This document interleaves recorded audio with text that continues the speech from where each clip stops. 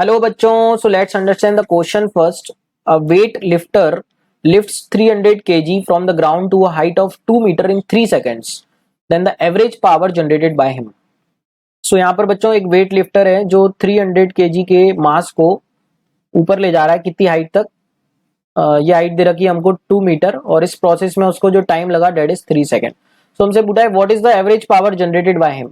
सो बच्चों पावर की अगर हम बात करें तो पावर का फॉर्मूला होता है हमारे पास वर्क डन अपॉन टाइम. ठीक है बच्चों, work done upon time taken. तो इस प्रोसेस का वर्क डन निकाल लेते हैं बच्चों. तो वर्क डन का फॉर्मूला होता है हमारे पास force into displacement into cos theta upon T. Force as displacement and theta is the angle between force and displacement.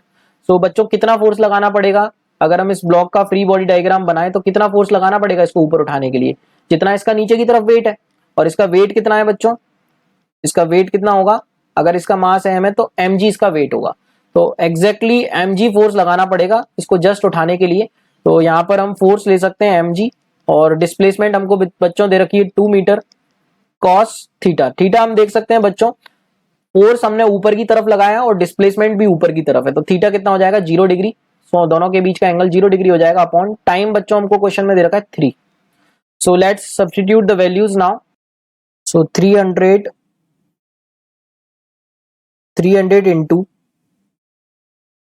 जी की वैल्यू बच्चों हम ले लेते हैं 9.8 और इंटू 2 कॉस 0 बच्चों 1 हो जाएगा अपॉन 3. तो इसको सॉल्व करेंगे तो ये कितना हो जाएगा बच्चों 100 और ये फाइनल हो जाएगा 100 इंटू 9.8 इंटू 2.